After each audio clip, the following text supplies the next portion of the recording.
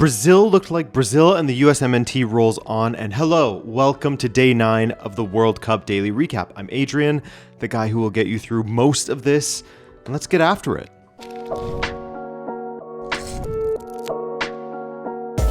Scotland and Morocco, great matchup, really. Morocco had the better of the play for sure, but there were moments where Scotland would get forward and cause issues for Morocco's back line, and you thought, hey, maybe Scotland can get something out of this match.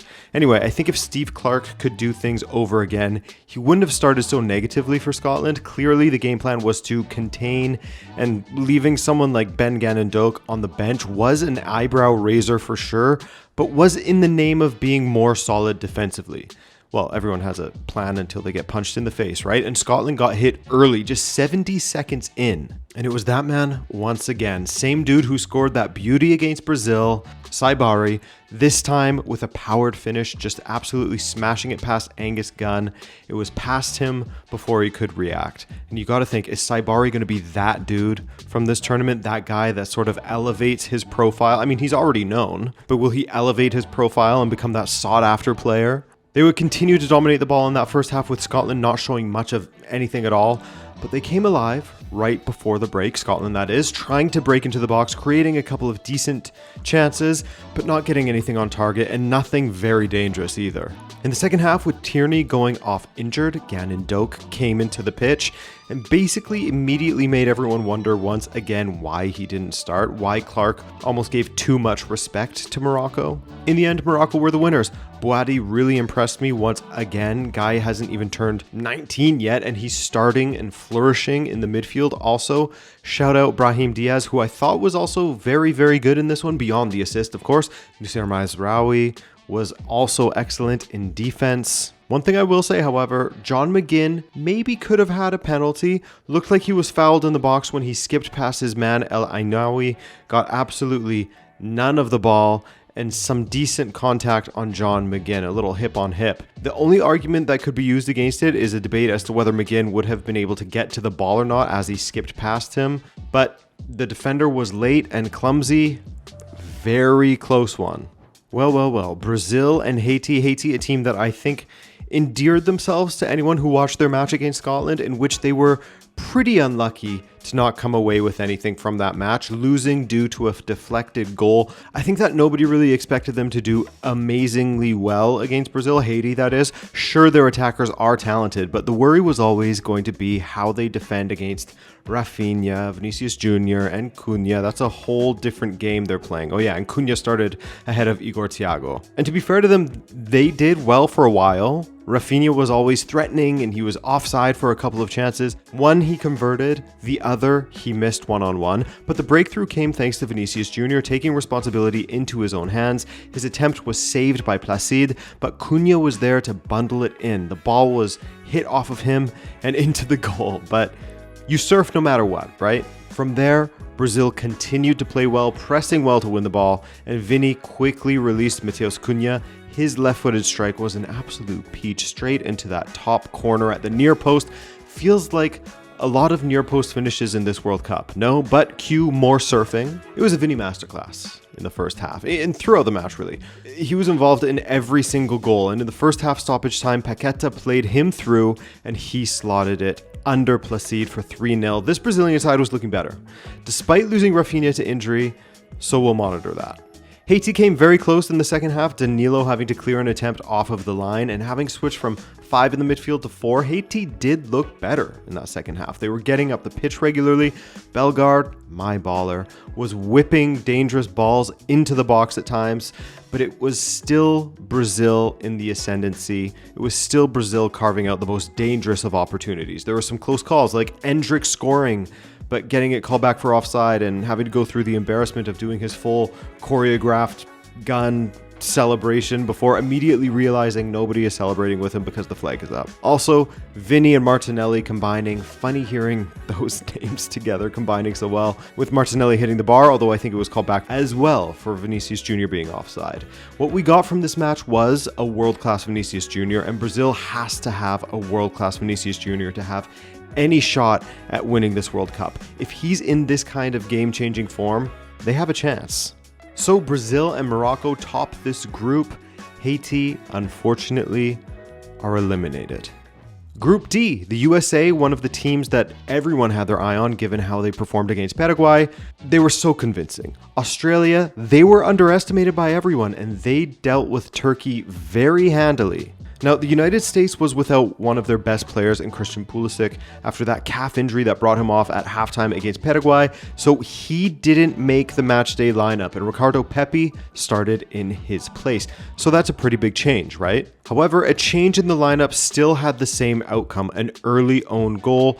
Not sure what that defender was doing, Burgess, as his right boot would have cleared that away easily with an instep, but it went on the outside of his left. But he has a record of this. That was his 4th own goal since November of 2025. Somebody check his bank accounts. This man is a mercenary. Kidding, of course. But hey, there was always a threat from Australia. Leckie almost equalized just seconds later. Couldn't quite bend it enough with the outside of his boot.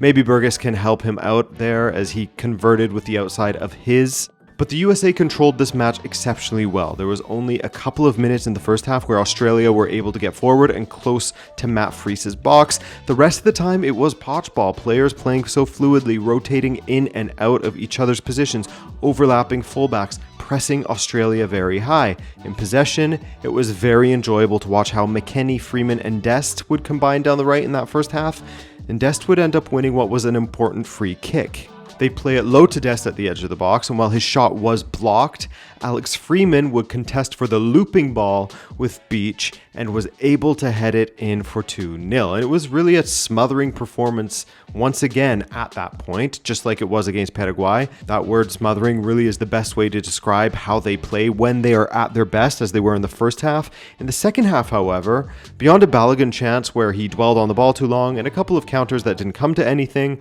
Australia showed a lot more control over this match and were dominant at the end of it. You had Irankunda as a threat on the counter. You had a few very close calls for potential Australia penalty kicks, but ultimately the ref making the right call and not giving them, I think. But they were getting close. You had Giria trying to smash a cutback in the box from a scrambly corner and missing the ball. In general, Australia's quality in the final third was majorly lacking in this match, whether it was erring on the ball like Giria did, misplaced crosses that went all the way through the box, strikes that would look more at home if the Seahawks were occupying the Seattle Stadium instead. So in the end, the Americans won, and they kept a clean sheet, which has been hard for them to come by of late, and they booked their place in the knockout round. But did they win the group?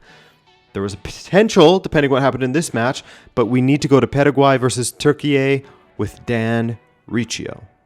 Yeah, Adrian, this one would be an emotionally charged match with both teams trying to forget the first matches they had in this edition of the World Cup, and Paraguay would be the team to start that way as they came out incredibly aggressive in their press and really put Türkiye under duress on their heels, and it created a turnover. Matias Galarza collects it, and from about 25 yards out, he hammers one low and into the far post, curling away from the Türkiye keeper. 1-0 Paraguay in the first minute, second minute, 65 seconds in. It was an incredible start. They could not have drawn it up any better. From there, Paraguay went into their typical defend and counter mode, and this first half was played at a breakneck speed.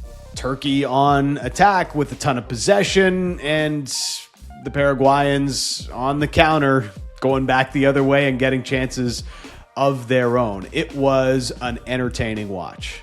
And it really started to take on the same vibe as Türkiye's first match of the tournament against Australia, where they had a ton of possession, a ton of shots directed at goal, but really nothing to show for it. And Paraguay managed to get tempers flaring. You know, the frustrations were building up for Türkiye with all of their missed opportunities.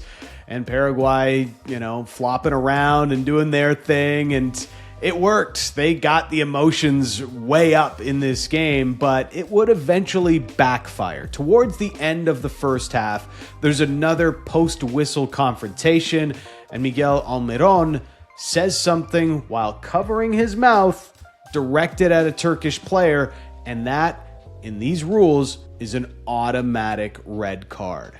These are anti-abuse regulations brought in for this tournament, and Miguel Almiron is the first player to get sent off for it, which will make him forever a part of World Cup pub trivia. So Paraguay were down to 10 men and still another half to play. Surely Türkiye would level this game, right? Right? No. Actually, no.